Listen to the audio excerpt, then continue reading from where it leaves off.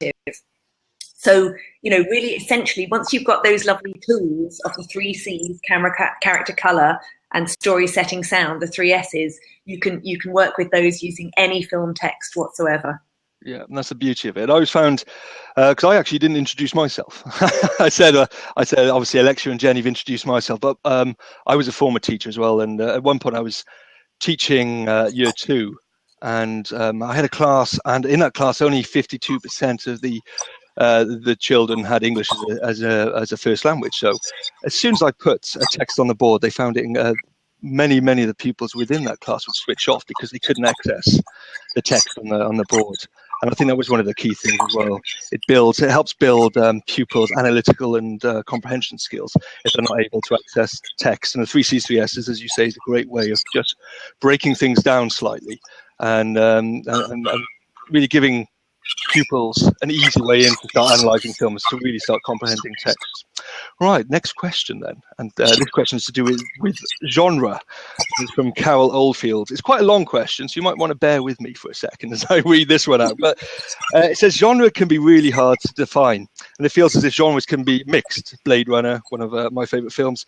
Is it sci-fi, fantasy, a love story, thriller, personal drama? Some films catch the imagination as they mix genre in new ways. Is there a definitive list of what genres are? Is there a right and wrong answer, or is it about the discussion to be had? And can there be a predominant genre with aspects of other genres in it? I'm interested to know how people have tackled this in the classroom. So, Jen, with your sort of background within moving arts, you're probably the best person to come to for this one. And really, I guess it's a question of how do you deal with teaching children or pupils about genre, because it can be quite a complex thing, can't it? Yes. I think the thing about genre is, the fun thing about doing genre is that children can look for signs and signals that are being sent by the filmmaker, and they can look at those signs and they can break them down into, things that they can read. So in a sort of horror film, you're expecting to see things like graveyards and full moons, and in a sci-fi, you're expecting to see space. Activity for the children to work out what genre the film is by reading those codes that the filmmaker has adhered to. But I think Carol's absolutely right. Genre can be quite hard to define, and she's totally right. There are often mixed genres called hybrid genres, we sometimes refer to those as, and new ones are being invented all the time. I think the strapline for Shaun of the Dead was Zom-Rom-Com. So, a mixture between a zombie movie and a rom-com. And people are coming up with new genres and creating new genres. And I think, again, Carol has raised, is there a right or wrong answer? Is it all about the discussion to be had? Well, I think I'd be very much veering towards that, Carol. And it's definitely about the discussion and the process and getting children to unpick what they see on screen and really analyse that and deconstruct it. Definitely. And quite a nice activity to do with young people is to mix up the genre. So you have a traditional genre, a film of a traditional genre, and then maybe ask them to create that film as a completely different genre. What would they change? Would they change the music, the sound effects? If they had to keep the characters and the story and the script the same, how else could they change it? Could they change the colour within as they're producing their films as well? So it's quite a fun thing to do, isn't it, messing with genres? Yeah, definitely. Well, very good. Yeah, I mean, it is an interesting one, genres, and there's nothing wrong with discussion, is there? Because often when I do a session, teachers will say, we often do camera shots, and we'll look at long and medium shots and establishing shots, and they'll say, well, I'm not sure if that's a long shot or a medium shot, and they're a bit scared sometimes that the kids might ask them, is this the long or medium shot? And I'll say to them, well, get that discussion going within your classroom, because obviously you learn a huge amount through those sort of discussions. Sometimes there is no right or wrong answer, and really the learning is through the kids talking about it in groups and then feeding back to the class as well. Yes, definitely. Helpfully, we've got on the teaching literacy through film MOOC, we've got some helpful little prompt cards that sort of demonstrate what the different types of shots look like. But as you say, sometimes in practice, they might look a little bit in between the two or so on, but you're quite right to initiate discussion about that. But hopefully that gives a nice starting point, and those can be printed out and given to the students, and it helps to kind of give them a point of reference so they can kind of compare what they see on the screen. Definitely, without a doubt. Okay, next question comes from Karen Fox. She says, "Hi, I'm a Year 4 teacher in England and the literacy leader. So her question is, I want to get some ideas for using film and literacy to improve writing, in particular boys' writing." And this is, I think, quite pertinent at this point because last year, the last academic year, we ran a media literacy course in Wales. And that ran with 6 schools over a year. We tried to get the schools to really embed using film right across the literacy curriculum. And some of the best feedback that we had was the increased engagement of boys in literacy lessons. And one of the teachers anecdotally said to me that she had a boy in her class who would write a line or 2 a week. But when the literacy lesson incorporated film into it, he was writing paragraphs upon paragraphs. And the main reason being, to a degree, it was kind of stealth learning because he didn't realize he was doing literacy because he was watching and analyzing a film and it was something he was really, really passionate. But I was just wondering if either of you have come across any particularly interesting activities that you've seen or you've done that have engaged boys.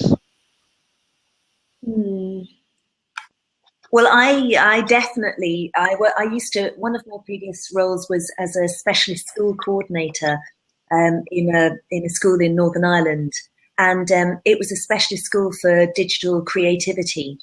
And one of the aims of the 4-year project that we ran was to raise boys' attainment in literacy and throughout the rest of the curriculum as well. And it is actually quite wonderful to see how engaged young people, boys included, and boys are when you can take a text that really appeals to them. So sometimes boys can be a little bit less confident in their communication abilities, and I don't know, I'm not going to generalize all boys, but I know I'm a bit of a chatterbox myself. But sometimes they don't feel as confident in communicating, they don't feel as confident in expressing their ideas. And sometimes when they see a film, because it's a text that they can connect with and a type of media that they can connect with, it's a little bit easier for them to comment on a film and deconstruct and analyze a film than it is with a written text. So this is one of the kind of cornerstones of the way that we use film as texts across all of our courses. And it's not in any sense to replace books, which we dearly love, but it's to perhaps to provide a route into books and written texts, which some children don't feel an automatic access to. So we all sadly know that there are households in which, you know, children maybe don't have as much access to books or, to written materials. So, but they're always watching TV or a screen or an iPad or something that has moving image media attached to it. So I think that sense of real confidence that a child feels when it looks at a medium that it understands is really very, very helpful in getting them to kind of engage. So I would say that we should definitely, I would say to Karen that we should definitely start looking at the 3 C's and 3 S's to help boys to deconstruct film texts. And those are available as part of the Teaching Literacy Through Film course. There are also lots of ideas within the course of ways that you can improve literacy writing, but also I would say engage boys in creating their own scripts and creating their own films, because I think boys in particular respond really well to active learning. I hate to generalize about genders, girls really enjoy that too, but I think children love to be involved in creating their own products and having their own voice expressed. So I would say start with the 3 C's and 3 S's and also work lots of filmmaking activities. Yeah, I would also say that filmmaking is a great way to really engage boys within the learning and cross-curricular as well. I mean, obviously today is about literacy and teaching literacy through film, but actually filmmaking can be used right the way across the primary curriculum, and it really can help engage those boys. I think you're exactly right. Boys, a lot of the time, I was the same in school. I couldn't listen to the teacher for more than 5 minutes without my mind wandering, but you give me something to physically do and I would absolutely love it. I'd be concentrating all lesson long, and I think it definitely helps it in that respect, definitely, without a doubt. I think just to add to that as well, to kind of consolidate what you're saying, is giving them a sense of ownership over their own learning. and not kind of dictating all the time what you need to do, but not to necessarily be creative in that. Yeah, good point. Yeah, and from memory, we've got a couple of resources. I wouldn't say they're focused on boys, because you don't want to say it's just for boys or anything, but such as the Lego resources that you can get on the Interfilm website that are always very popular with boys and with girls. My daughter has plenty of Lego sets as well. And just before we get on to the next question, it's worth just mentioning as well that if you are coming here off the back of the online course, that you are able, if you're a UK resident, to order to book yourself onto some face-to-face CPD through Interfilm as well. If you go to interfilm.org, interfilm.org/trainer, you can get the brochure. It'll tell you what sessions are available. You can go onto a calendar that tells you all about the different timetables, any events that are coming up in your area. You can search for any local sessions, and also on there's some quite nice and interesting articles and case studies of people that have previously gone through our training and the benefits of that. And it's completely free at the moment as well. So that's obviously a positive, I would think, in the current climate. Another question then, and this comes to Shakespeare a little bit, because often Shakespeare does come up quite a bit in comments on our literacy MOOC, on online course. And Jessica Richmond says, does using film to help students understand text, for example, Baz Luhrmann's Romeo and Juliet, limit their ability to interpret stories and characters themselves? Does the film's interpretation dominate and limit their own perfectly legitimate reading? So I guess the question is, if you do use film alongside quite a famous text, such as a Shakespeare play, does that then inform how those pupils will sort of translate that text? I mean, Yes. yeah. I mean, Sorry, go ahead. when I was working with the Year 6 class, we were looking at Warhorse, and they were studying the text, and then we would also watch some clips alongside the text to kind of, I don't know, bring to life the characters. And I think one of the things I find really interesting about this course in particular, and it's kind of a cornerstone to what we do, is there's never any right or wrong answer to anything. It's everyone's artistic interpretation of, you know, a character, or how a setting looks, or, you know, how the story goes. So I think that's quite an important thing there, that if they have got their own kind of imaginings of what these characters look like, if you do watch the film, it's not necessarily like what they were thinking was wrong. It's just the director's interpretation, and it can create some really nice debates anyway about what people think. It's like what I expected or it's not, you know, which one's better and why, you know, picking apart some of the language in the written text and seeing if that matches up with what they're seeing on the film. Yeah. Yes. I think this is a really interesting question, actually, and it's something that people do think, you know. I've got a lovely friend who's an English teacher, and she said to me, "Oh, you know, I have no problem in screening the film. It's getting the children to read the book that is the difficulty for me, or in this case, the play." And I can identify with that, and I think you can either see that as a difficulty, or perhaps you can see it as an opportunity. And I think perhaps the fact that children connect so immediately and viscerally with a text can allow you the opportunity then to interrogate and use that film as a text. Now, I fully appreciate that the original text is, is very closely related, and therefore people might connect with the text and kind of see that as being the story. But I think it actually can provide a route of access into the genuine story. And funnily enough, I used to teach a filmmaking GCSE and A-level called Moving Image Arts in Northern Ireland, and one of the set texts that we had one year was Baz Luhrmann's Romeo and Juliet. So the children were studying the film version, and during some of those classes, we regularly referred to the original text because we wanted to look at the way that the director had interpreted, the original text in order to create their film version. So I think there are lots of very interesting discussions to be had around interpretation and staging, whether that staging be on a physical stage or on a film set. But actually, for me, it's a lovely route into the discussion of the text that brings it alive. Yeah, thanks, Jen. And there's also worth mentioning as well, good resource on Macbeth fairly recently. If you look at the Shakespeare on the Interfilm website too. And we got another question here that talks about Shakespeare as well from Tasif Zafar, who says, I've seen much confusion when students are trying to answer exam questions. And he says, for example, Romeo and Juliet, and they mention the film version.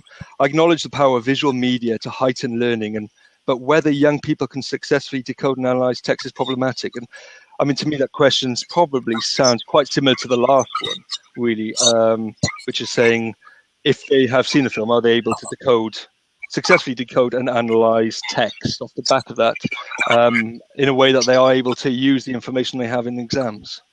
Yeah, to me, again, it's all about contextualization, isn't it? Some young people, even some adults, don't know, for example, what the sound of something sounds like. They read about this in a book or they read about something, but you have to work very, very hard to imagine that in your head, and you don't necessarily have a point of reference, depending on your background or anything. So I think it's quite nice to introduce people to that, visually, with sound, moving, in a real world experience that brings it to life. Definitely. Oh, sorry, Jen, I muted you a second there, Jen. Carry on. Yes, not at all. Yes, I think that I think that Tasif says, I acknowledge the power of visual media to heighten learning, and I would definitely agree with that. I think that film is a very people locked into the kind of idea there, but I think it's absolutely. I think his point is really valuable. That he says, the key is getting young people to successfully decode and analyze texts. And I think using some of the tools and frameworks that we're exploring in teaching literacy through film, they're all geared towards precisely that, in breaking text, whether that be written or film text, because actually many of the tools that we supply can be used equally as well with written text as they can with film text. The only components that maybe differ slightly would be the kind of camera elements or the sound elements, because there's no camera or sound within a written text, but they still have character, they still have narrative, they still have setting. So many of the elements are absolutely common to both, and it's about helping to introduce the students to that and getting them to see that the analytical skills that they develop through film are equally as applicable then to film text as well. Excellent stuff. Thank you, Jen. Interesting question here from Farai Hannah, who says she's a new teacher, and so she's just a little bit nervous. She doesn't want to sit on the fence, but she's asking whether could showing film in a lesson, while it encourages disengaged learners, is that also a risk? It could be a distraction. And I guess we do get quite a lot of teachers who are a little bit worried that if they show film within their lessons and throughout the school day, that either their head teacher or other teachers might think, "Oh, why are they watching films in their class? Can they be learning?" It's something that comes up, and there is sometimes a bit of a lack of confidence when it comes to showing films, and you can understand why, because obviously sort of creative media is sometimes overshadowed in schools. I think that's why sorry to mention again, but the resources work really well, because we take clips from the films and actually actively engage with them. You're interacting with the clips, using questioning, practical activities. You're up out of your seat, you go, and it's not that much time that you're actually kind of just sitting there for any length of time, particularly with the short films as well. If there's any kind of worry about someone walking in, and an hour later they walk in and you're still watching a film, and with the short films you're not going to have that, because they're normally a couple of minutes long, and then you're able to get quite a lot of good work out of it. Yeah, definitely. Yes, I do feel that I do completely identify with teachers having this issue, because I think film has often been seen as a treat, an in-school treat, something to be used at the end of term to kind of, when the pupils are winding down, and, and even that use, I think, acknowledges the power of film and the engagement of film, because, if we think of the kids being a little bit lively at the end of term and somebody popping on a film to keep them entertained, that demonstrates to me the power that film has. For young people, it's such a draw and it's such a lure. And I think what a shame it would be not to harness all of that power for young people for learning. And so I fully acknowledge there may be some, head teachers out there that wouldn't see film in that light.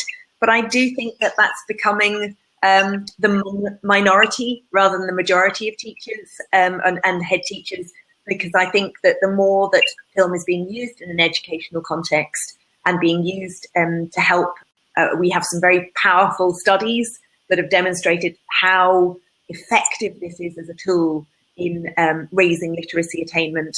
And the more that the word gets out and the more of those studies that have been done, like the work we've been working with our partners in Bradford, the Bradford Media Literacy Group, and the work that was done with the Wales Media Literacy Group, the more people find out about this and discover what a powerful tool it is, I think that reputation as being as an after-school treat will disappear. Yeah, I mean, sometimes we hear really lovely. We have some nice emails from people where they've told us that they've come along to some CPD training and, like face to face, they've used some of the activities in a job interview and then got the job. So it can't be all that bad, I don't think. No, definitely. Yes, I go on, Jen. Getting some lovely emails actually from people saying, thank you so much. We came along to the training session. We found it really informative, and they've gone away and done whole school training sessions with other teachers. There was a survey of the CPD that we carry out across the UK, done recently by Cure. And one of the lovely things in it was they identified at least a quarter of the people that had been on the training went away and then shared those materials with other teachers that they worked with, or ran a whole school training session themselves to kind of disseminate that. So I think that it's becoming more recognised as a definitely an interesting to note of the 6 media literacy schools that took part in our project in Wales last year. Every single one is carrying on the work. And in fact, in 2 of them, it's gone all the way across the year groups as well. So they've really taken it on. I mean, people, when they may come to a session and they may be a little bit nervous and unsure what they'll get out of it, but certainly the vast majority leave knowing that it's something that they can use in the classroom. And it certainly changed from when I taught, which wasn't that long ago, but Home Alone was the film that teachers put on at Christmas time if they had marking to do. But I definitely think the landscape is changing without a doubt. And there's a question here from Maria Watt. Again, it comes down to, she's asking really about different age groups that film would work with, and she's saying, would her year 6 students be able to cope with the concept of using camera shots to enhance extended writing? And this is pertinent to week 3 in the course. And I think it's about step 7 or 8 when we look at how you can use sequencing, and then how you can use camera shots within the sequencing to create a template for extended writing.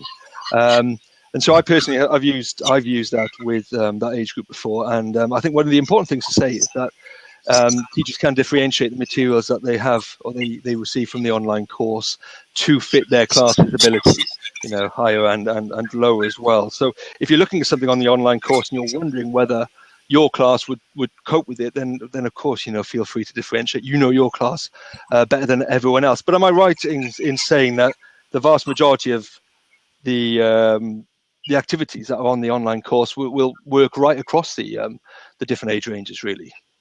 Yeah, I mean, for sure. I know as a year 1 teacher, we use The Lion King as a text for the whole half term, and we definitely looked at camera angles and shot types, and they were more than capable. They didn't need any prompting in telling me, that the extreme close-up was useful to understand the emotion and the feelings of the character on the screen.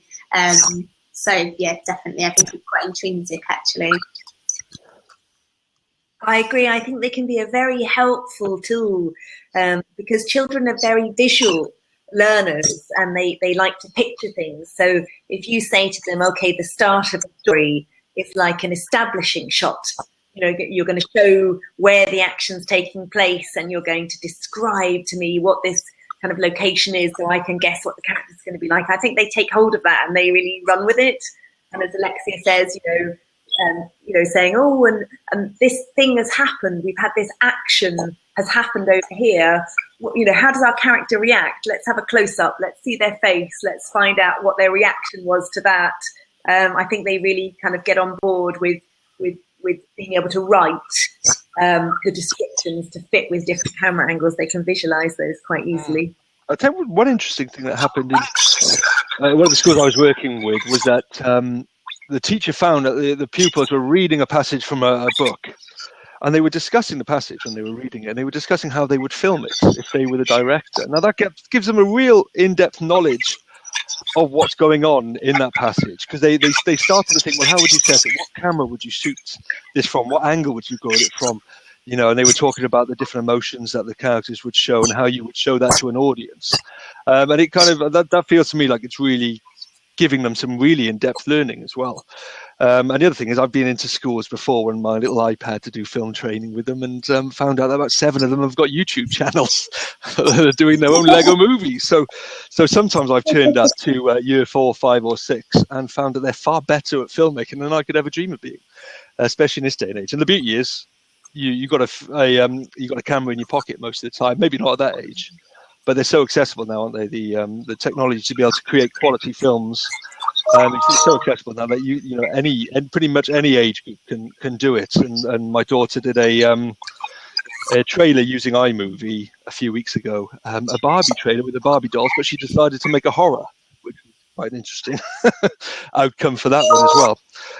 And one of the last questions we're going to look at now. It says, it's indeed great. This is from Juno. It's great to break down a film down into different categories. He's talking about the 3 C's, 3 S's, because it helps students focus on details and it helps develop their critical skills, thinking skills. But I wonder whether it's essential to discuss colour.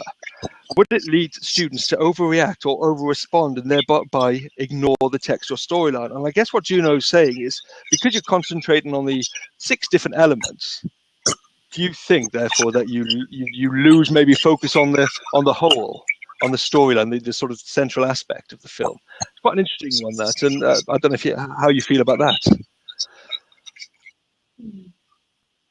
Well, I think my thought on this would be basically, as you mentioned, Simon, all of our materials are absolutely adaptable, and we wouldn't. We would like to think that teachers will use it in the way that they find most effective with their students. But I think the key here is, are we teaching children purely about the narrative of the story? Is that the only thing we're interested in? Or are we helping them to create, to develop their critical, analytical thinking and communication skills by deconstructing what they see on the screen? And so my answer to that would be, I think it's a very valid thing to look at because, it's quite an accessible thing. And if students can sort of pick out the colours, and say, oh, yes, it's all very bright, or it's all very gloomy, or it's all very, very gentle landscape, that says different things. And it helps them to start to pick apart a film tech and really understand it and analyse it. So I think, absolutely fine if Juno feels that that's not one of the areas that he wants to, he or she, Juno, is that girl or boy's name? But apologies for not knowing. Juno sounds, I don't know, maybe in the film, Juno, the great film, the lead character is a female. Juno is in fact a girl. So, yes, so if Juno would like to use this, use colour and see whether it helps and assists, in helping to unpick and critically analyse, I would say that would be a nice thing to try out with his class and his or her class, and we can see how they get on with that. And if it's not their favourite part, there are 5 other areas that they can concentrate on. I mean, that's the great thing about the 3 C's and 3 S's. It does allow for that kind of small group work, doesn't it? And then on the top of that, you can have the mantle of the expert as people start to, they report back to the class as well. So it is great for group work as well. And the last question is quite a big one. I'm not going to read it all out. It's from Christina. And basically, what her question is how you can use film across the curriculum. And I know today is all about teaching literacy through film, but within, for those teachers that are working within the primary age group, obviously cross-curricular links are kind of incredibly important to them. And I'm just interested if any of you guys have got any ideas about how film can be used in other lessons. I mean, math, for example, it's obviously you can use filmmaking and film within history. Yeah, sure. I mean, I absolutely think any subject can be approached in film. Recently, I was working on a resource for the new film coming out in IMAX called A Beautiful Planet, and it was all about space and about environment, and it was a perfect doorway into STEM subjects, so scientific experiments, mathematical calculations, speaking and listening, presenting skills, citizenship and PSHE, working together, for a positive cause. So it is a lot of it's in there. Like I mentioned before about the Gruffalo as well, it literally sits across many of the subjects, some of which you wouldn't have thought of until, I don't know, it just needs some thought, really. What do you think, Jen? Yes, definitely. I think that we also shouldn't forget about. There's more than there's two sides really to this. There's the critical analysis of film text, and then there's also the creation and construction of film products.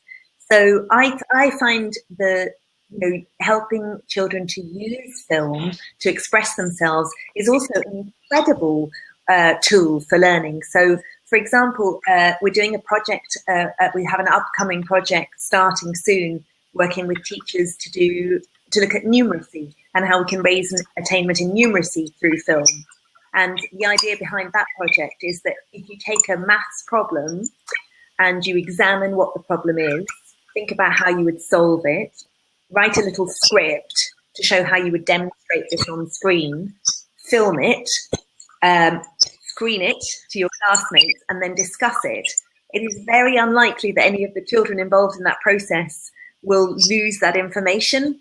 They'll have generated problem-solving skills. They'll have engaged in active learning. They will have revisited the problem several times, sort of embedding that learning, and then they'll retain the information that they've learned.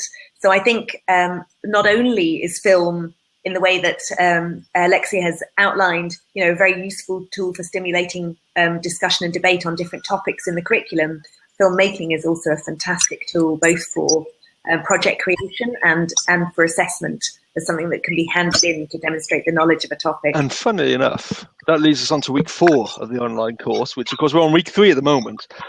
So week 4 goes into how you can use filmmaking, and while it is still literacy, I've known teachers to use basic filmmaking to deliver lessons on probability, animation to deliver lessons on probability in the classroom, sort of record and playback, which we'll touch on in week 4, to deliver lessons on the life cycle of a frog, and all these different concepts. And as you say, it is a great tool for assessment, and it's also something that gives pupils the pride in their work. If they can create something like that they can show their parents and they can show their peers, then it really is something that is